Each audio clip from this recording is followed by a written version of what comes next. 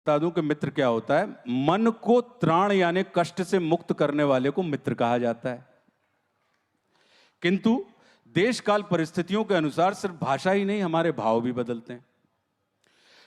बदले हुए परिवेश में हम ये कह सकते हैं कि जो हमारे तन को प्राण से मुक्त करे, अर्थात जो हमारे प्राण ले ले, वो मित्र होता है। मित्र की कई प्रजातियां होती हैं। ज्योतिष में जैसे 9 ग्रह 12 राशियां होती हैं, कुंडली में इन सभी ग्रहों और राशियों का अपना विशेष स्थान और महत्व होता है। साहिबान, ध्यान रखिएगा कि हमारी कुंडली का अच्छा बुरा होना इन्हीं ग्रहों की चाल और उनके प्लेसमेंट पर निर्भर करता है। वैसे ही हमारे मित्र भी होते हैं, बिल्कुल भिन्न गति, भिन्न प्रकृति और स्वभाव वाले। मित्रों की चाल ही हमारी गति, सुगति या दुर्गति का कारण होती है। इसलिए आपकी सुविधा के लिए मित्रों के कुछ प्रमुख प्रकारों को यहां उल्लेखित करता हूं। पहली कैटेगरी है बाल सखा। इनके बारे में हम सब जानते हैं, हमारे बचपन के मित्र होते हैं जिनको हम बाल सखा कहते हैं। करेक्ट? इन्हीं में से कुछ आगे चलकर हमारे काल सखा बन जाते हैं।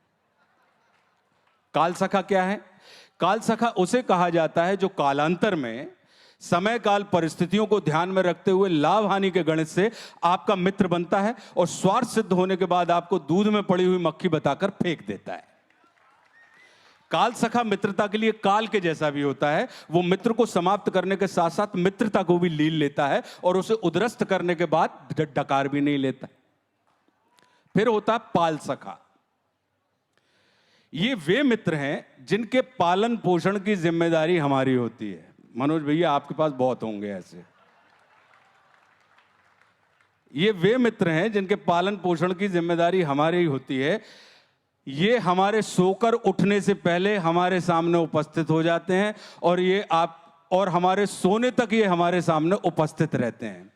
आपके द्वारा दुत्कारे जाने, भगाए जाने का बुरा नहीं मानते। ये मान अपमान से ऊपर उठे हुए होते हैं, लगभग वीतरागी अवस्था को प्राप्त कर चुके होते हैं। फिर चौथी कैटेगरी है ढाल सखा। ये हमारे लिए ढाल के जैसा काम करते हैं। हमारी तरफ आने वाली हर विसंगति को ये अपने ऊपर झेल लेते हैं। आप इन्हें स्वयं के कुकर्मों का रक्षक मान सकते हैं। हम कितनी ही शिट क्यों ना करें, ये हमें धुलाने का काम तत्परता से करते हैं।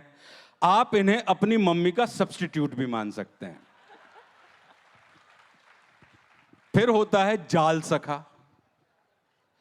ये आपके इर्द गिर्द जाल बिछाने का काम करते हैं। सखा ही होते हैं क्या? हाँ, सखा, जाल सखा। ये सखा की कैटेगरी, जैसे हमने बताया ना कि दाएं पैर का डॉक्टर अलग है और बाएं का अलग है, और पैर में भी घुटने का अलग है और एड़ी का अलग है। ऐसे ही मित्रों की कैटेगरी है। ये आपके इर्द गिर्द जाल बिछाने का काम करते हैं, जिससे आप स्वयं को फंसा हुआ महसूस करें और इनके द्वारा आप बंधन मुक्त हो जाएंगे, इस आशा से भरे रहें। किंतु ये आपको एक जाल से निकालकर दूसरे जाल में फंसा देते हैं। ये मूलतः जालसाज होते हैं। स्मरण रखिए, साज यानी वाद्य यंत्र जो बजता है, और साजिंदे मतलब वाद्य यंत्र को बजाने वाले। तो कुल मिलाकर ये मित्र आपको या आपकी बजाते रहते हैं। सबके पास होंगे ऐसे। फिर होते हैं हाल सखा। अब आज की तारीख में मीडिया बहुत बढ़ गया है, सोशल मीडिया, तो ये नई प्रजाति पैदा होती है। ये वो हैं जो हर हाल में सबसे पहले आपका हाल पूछते हैं। आपकी पूरी जानकारी जन्म प्रमाण पत्र से लेकर आधार कार्ड तक अपने पास होने का दावा करते हैं। इन्हें आपकी समस्या के उपचार में नहीं, इन्हें आपकी समस्या के प्रचार में रुचि होती है। प्रचार ही उपचार है कि मंत्र का ये जुनून की हद तक पालन करते हैं, जिसके कारण संसार को यह भ्रम उत्पन्न हो जाता है कि सिर्फ ये ही आपके सबसे ज्यादा सगे वाले हैं।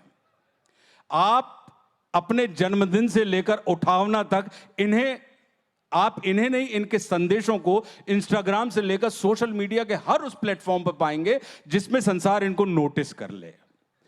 क्यों? क्योंकि इन्हें आपसे नहीं, आपकी दुनिया से अधिक मतलब होता है। यह बेहद खतरनाक रिश्ता होता है। इससे बच पाना भगवान के लिए भी कभी कभी बहुत मुश्किल हो जाता है। फिर होता है चाल सखा। ये आपकी तरक्की को पहले ही सूंघ लेते हैं। इन्हें पता होता है कि अब आपकी चाल बढ़ने वाली है, इसलिए ये आपको तभी पकड़ लेते हैं जब आप दौड़ने से पहले वार्म अप की प्रक्रिया में होते हैं। आपका मनोबल कितना ही बढ़ा हुआ क्यों ना हो, ये फिर भी आपके बड़े बढ़ाए मनोबल को बढ़ाने का काम करते हैं, जिससे आप अपनी सफलता का श्रेय इनकी झोली में डालकर इनके प्रति अनुग्रह के भाव से भरे रहें। मूलतः ये चलती गाड़ी में लपक कर चढ़ने में विश्वास रखते हैं, और यदि किसी कारणवश आपकी चलती हुई गाड़ी कुछ समय के लिए रुक जाए तो ये आपकी गाड़ी को छोड़कर दूसरी चलती गाड़ी में लपक कर चढ़ने में देर नहीं करते। फिर होते हैं माल सखा।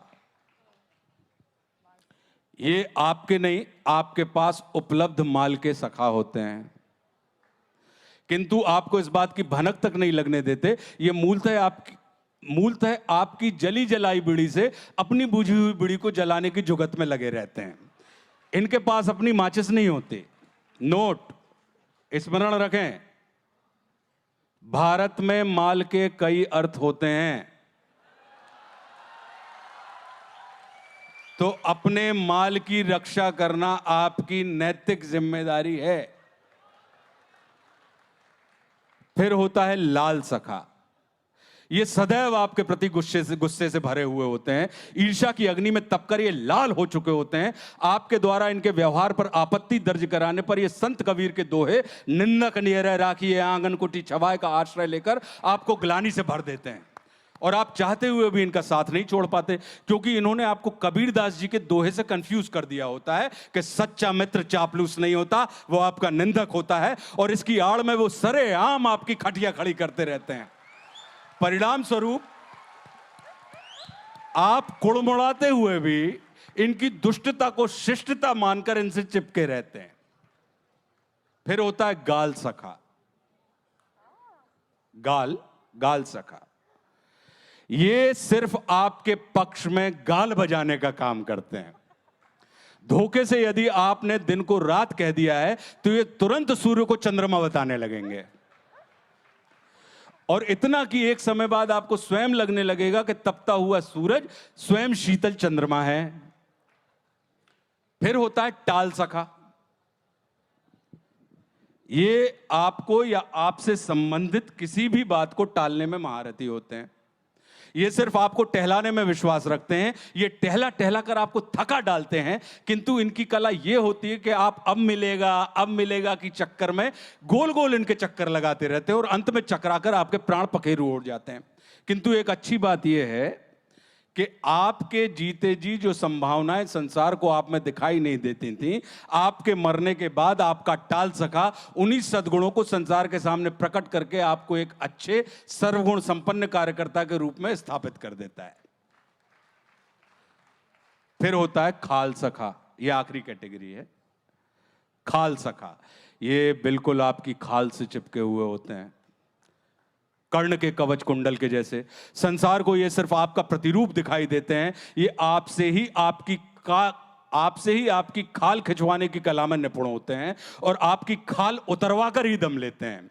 यदि आप दुनिया के सबसे बड़े कंजूस हैं, तब भी ये आपको अपनी बातों से दानवीर कर्ण के जैसा महसूस करवाते हैं, ताकि आप भावावेश में अपने हाथों से अपनी खाल खींचकर किसी और को दान कर दें और अंत में मारे जाएं। मित्रों की और भी कई उप प्रजातियां हैं, जैसे परम मित्र,